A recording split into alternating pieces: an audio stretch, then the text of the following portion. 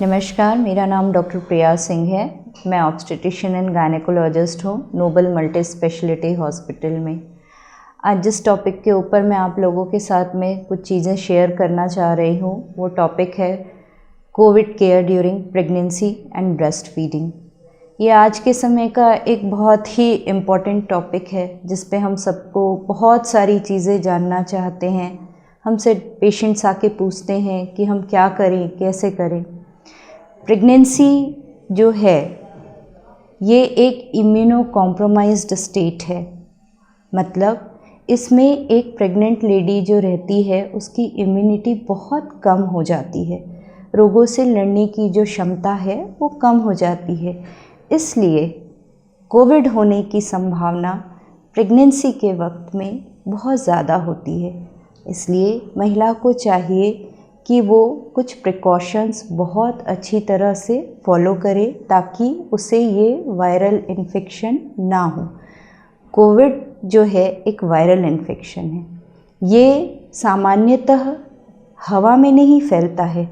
ये किस तरीके से फैलता है? क्योंकि ये एक थोड़ा हैवी वायरस है तो ये सरफेस पे जाके अटैच हो जाता है ना। तो कोई भी चीज़ें जो हम कहते हैं, जो आजकल एक छोटा सा बच्चा भी जानता है कि कोरोना के समय में हमें क्या क्या प्रिकॉशंस लेने चाहिए, वही चीज़ें एक प्रेग्नेंट लेडी को भी जो है अपने 9 मंथ के दौरान कभी भी अगर ये कोविड समय चल रहा है तो उसे सावधान रहना चाहिए।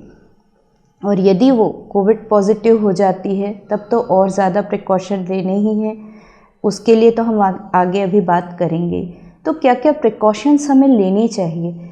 एक तो सबसे इम्पॉर्टेंट है, हमें सोशल डिस्टेंसिंग मेंटेन करनी है। चाहे हम घर पे हों या हम कहीं बाहर भी निकल रहे हैं तब भी हमें ये प्रोटोकॉल फॉलो करना ही चाहिए कि कम से कम 2 मीटर या 6 फीट की दूरी हम लोगों से मेंटेन करके रखें। जब भी हम घरों से बाहर निकलें तो हम मास्क लग के निकलें। हमें एटलीस्ट मास्क जो है वो बहुत प्रॉपर तरीके से लगाना आना चाहिए।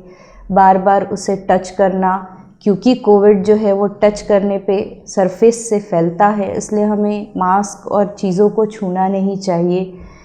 Sanitisation and hand washing is very very important. आपको जितना हो सके थोड़ी थोड़ी देर में अपने हैंड वॉश करना चाहिए, है ना। और साथ ही साथ अगर कहीं पे सोप वाटर अवेलेबल नहीं है तो अल्कोहलिक जो भी सैनिटाइज़र आजकल हर जगह अवेलेबल होते हैं, आप उनका उपयोग करें। इसके अलावा भी जो हमारी एसेसरीज़ होती हैं फीमेल्स में ख़ास तौर से, जैसे मोबाइल है, मोबाइल तो हम हर वक्त हाथ से टच करते हैं।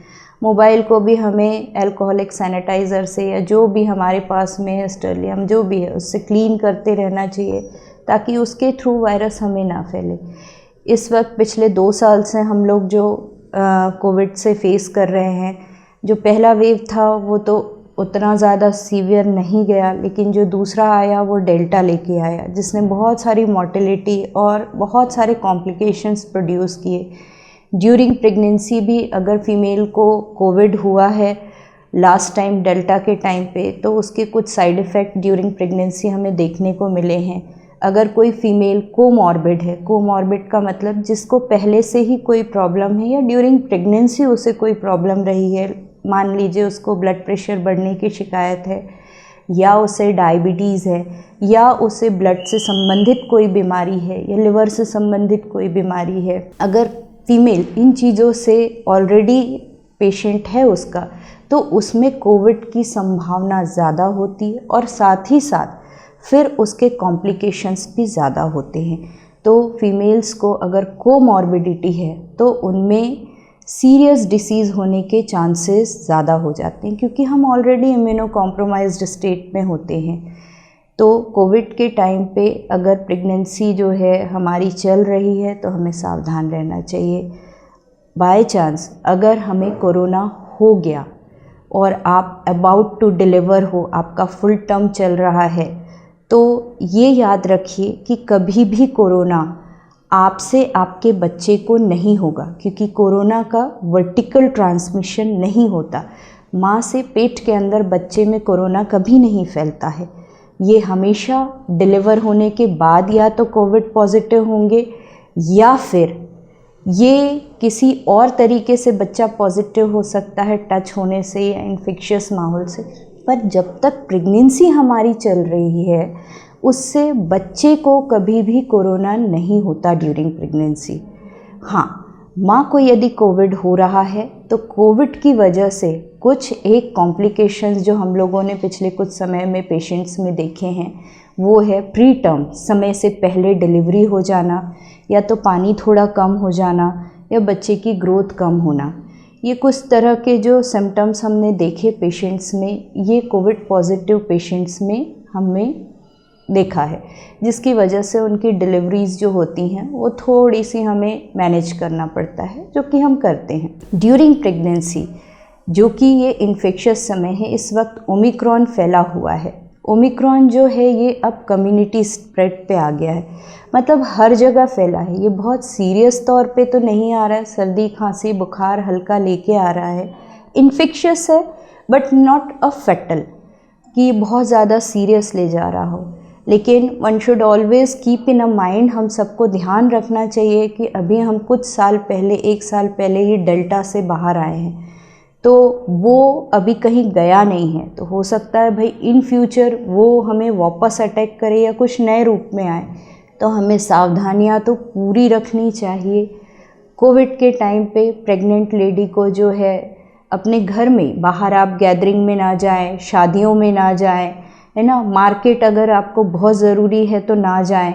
डॉक्टर से अपने कंसल्ट आप अगर ऑन कॉल व्हाट्सएप पे या वीडियो कॉन्फ्रेंसिंग के थ्रू अगर आप करना चाहते हैं तो उसके थ्रू करिए। ज़रूरी हो ज़रूर जाइए हॉस्पिटल। अगर कोई स्कैन ड्यू है आपका, कोई टेस्ट ड्यू है, डॉक्टर आपको बताएगा कि हाँ इस टाइम पे आना है, आप जाइए, उनसे विज़िट लीजिए, ताकि आपको बहुत देर एक्सपोज ना होना पड़े। बहुत सारे लोगों के साथ में हॉस्पिटल मत जाइए। Only a 1% should carry the patient with them, ताकि लोगों का एक्सपोजर जितना कम होगा आपस में, उतना ज़्यादा इन्फेक्शन के चांसेस कम होंगे। डाइट बहुत अच्छी रखिए, हेल्दी डाइट रखिए, वाटर इनटेक अपना मेंटेन करके रखिए, प्रोटीन का इनटेक बढ़ा के रखिए, and there should be liquid का जो है वो भी मात्रा जो है वो बहुत अच्छी है। ये नहीं कि सिर्फ विटामिन सी खाने से कोविड नहीं होगा तो हम संतरे खाए जा रहे हैं, ऐसा नहीं है। आपको हर चीज़ एक बैलेंस डाइट, जो प्रेगनेंसी के दौरान हम डॉक्टर्स बोलते हैं कि आप पैच मीलिंग करिए, आपके खाने में आयरन, प्रोटीन, फैट, कैल्शियम, हर एक चीज़ की मात्रा होनी चाहिए दिन भर में, ताकि आप हेल्दी रह सको। क्योंकि आप ऑलरेडी प्रेग्नेंट हो, आप इम्यूनो कॉम्प्रोमाइज्ड हो, तो आपको अच्छा खाना चाहिए और अच्छा सोचना चाहिए। अगर आप बीमार हो भी गए हैं तो डॉक्टर से कंसल्ट करिए, उनसे बात करिए, वो आपको मेडिसिन बताएंगे। इस वक्त आपको आइसोलेशन में रहना है। अगर आपके साथ छोटा बेबी भी है तो आपको वो सारे प्रिकॉशंस रखने चाहिए ताकि आप सेफ रह सको। घर में अगर और भी लोग पॉजिटिव हैं तो सब आपस में एक साथ ना रहें, सब अपना आइसोलेट रहें। ये सब हमने सीख लिया अब 2 सालों में, हमको ये चीज़ें बहुत अच्छे से फॉलो करनी चाहिए। तीसरी चीज़, थोड़ा सा टहलना, घर के अंदर ही टहलिए, है ना, ताकि आप पूरे टाइम बैठे ना रहें। अपने आप को किसी क्रिएटिव आर्ट वर्क में लगाइए, अपने माइंड को जो है मेडिटेट करिए, अपने आप को फिट रखने की कोशिश करिए। ये मत समझिए कि अगर मुझे कोविड हो गया है तो मैं बीमार हूँ तो ये हो जाएगा, नहीं, आप अच्छे हो जाएंगे। आप डॉक्टर्स के मेडिसिन फॉलो करिए, आप अपने आप को स्वस्थ रखने की कोशिश करिए। कोविड बीमारी तो लेके आया है, लेकिन ये है कि वो इतना फैटल नहीं कर रहा है इस वक्त ओमिक्रॉन कि हम बहुत ज़्यादा वरी करें। फिर भी प्रिकॉशन पूरे रखने चाहिए। अब अगर फीमेल जो है डिलीवर कर गई हैं और वो सोचती हैं कि मैं ब्रेस्ट फीड नहीं करा सकती, तो ऐसा नहीं है। ब्रेस्ट मिल्क में कभी भी कोरोना वायरस नहीं जाता, मिल्क से नहीं जाता। लेकिन जो अदर प्रिकॉशन है कि जब आप ब्रेस्ट फीड करा रहे हो तो आपको मास्क लगाना है, आपको जो है डायरेक्ट बेबी को बार बार टच नहीं करना है, उसके माउथ को टच नहीं करना है, आपको कंफर्टेबली फीड करा के बेबी को हटाना है। ये नहीं कि बेबी को आप अपने पास रख के सुला लें, क्योंकि still if you are positive और आप बेबी को फीड करा रहे हैं तो आप कराइए, लेकिन विथ प्रिकॉशन कराइए ताकि आपका इन्फेक्शन बेबी को ना लगे। एंड सबसे important at the last vaccination has to be done. आपको लगवाना चाहिए। बहुत सारे लोग हैं जिन्होंने ऑलरेडी वैक्सीनेशन करवा लिया है, लेकिन कुछ लोग हैं जिनके वैक्सीनेशन ड्यू हैं। आप अपना वैक्सीनेशन शेड्यूल पे कराइए, इससे कोई प्रॉब्लम नहीं है। अगर आपको ये वीडियो पसंद आता है तो आप हमारे इसमें जाके सब्सक्राइब कर सकते हैं और लाइक के बटन को शेयर कर सकते हैं। Thank you so much.